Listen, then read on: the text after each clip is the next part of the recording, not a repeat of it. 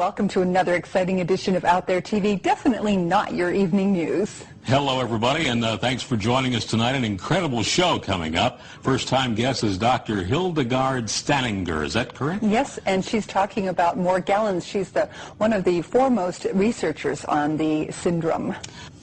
Dr. Hildegarde Staninger is a doctor of integrative medicine and one of the leading international scientists in the field of industrial toxicology. Wow, Dr. Staninger is also one of a few scientists actively investigating what's become known as Morgellons syndrome, and joins us tonight with some incredible findings. Welcome, Dr. Staninger.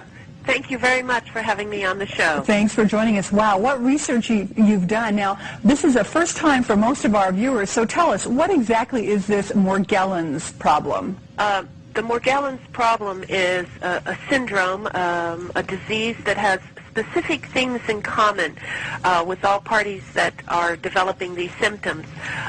They have fibers that grow out of their body, and these fibers burn at 1,400 degrees or more, and they also have where it's either black, blue, or red, or even white fibers. They experience hair loss that is replaced by pseudo-hair.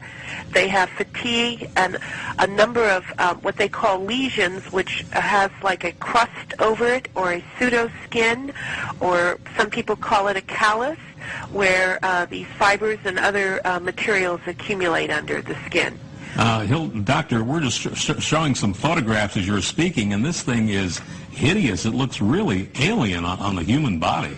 Well, it is a true foreign invader, meaning a foreign invader is something that comes into the body and is not recognized by the body and attacks the body's defense mechanism. And in this case, the materials which were identified at the end of the study, which was under Project FM, we found that it was made of a polyester, two-part polyester compound with other organic compounds, and it basically was like two plastic straws within itself. Wow. With a silicone head. Okay, you had something on the website that was a golden head. What is that in relation to? Now, the golden head, which was identified in the very beginning, we went in stages. Let me just explain what the stages were.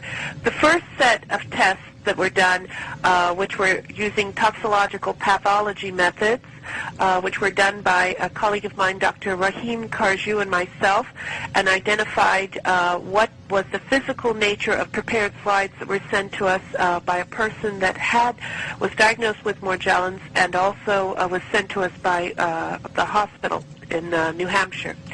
And that showed silicone present and also silica, crystals, okay? Mm-hmm. That was in phase 1. Phase 2 showed high-density polyethylene fiber and other compounds being present.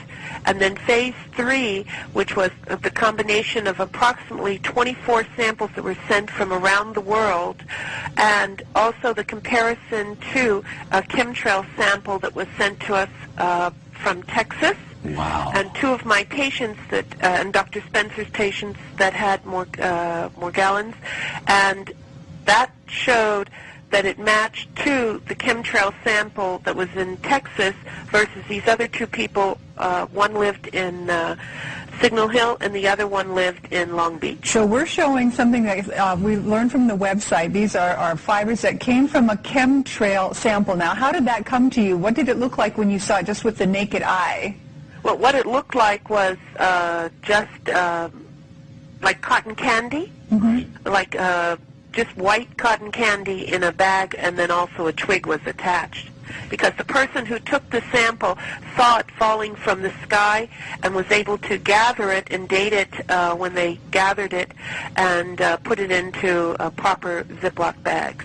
And then you had a patient, Lily, and we're showing something that showed on the website was a fiber from, I believe, her skin. And so the composition that we saw in that previous slide from the chemtrail is the same composition as this then? Yes, except it goes in stages. You'll see chemical analysis, which was done by scanning electron microscope, techniques which were done by Lambda Labs and MIT at Woodhull, through our other lab, Applied Consumer Services.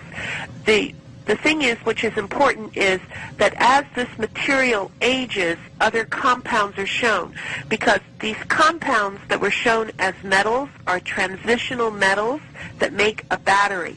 Thus, the compounds use the cells to make its own battery, where they have a silicone or a gel in between the cells that allow it to be like suffocated or held within. Each one of the patients that Dr. Spencer and I have seen, that if they take a hair, which we thought was real hair versus pseudo hair, where it doesn't have a core in it, because human hair has a core in it, they can put their finger next to it without even touching it, just like, say, maybe 2 or 3 millimeters away from the hair, and the hair will start spinning, meaning there's some kind of charge within their own body. Wow.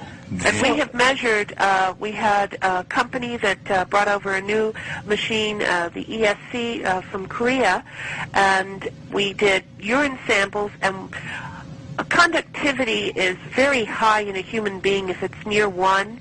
When they use a product called Excelospheres that's manufactured by Dearborn Technologies, they can get as high as a 3 conductivity, which is extremely high. Okay? Doctor, this is like, we need to take a commercial break.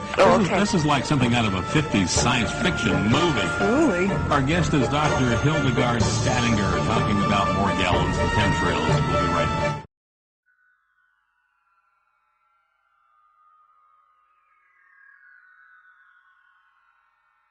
Vous connaissez sûrement les fils de la Vierge, ce phénomène particulier des fils qui tombent du ciel. On peut voir beaucoup de vidéos sur le net, c'est facile de se renseigner à ce sujet, sur le phénomène, mais pas sur ce qu'il en résulte. Alors qu'est-ce que c'est que ces fils? C'est super l'espèce.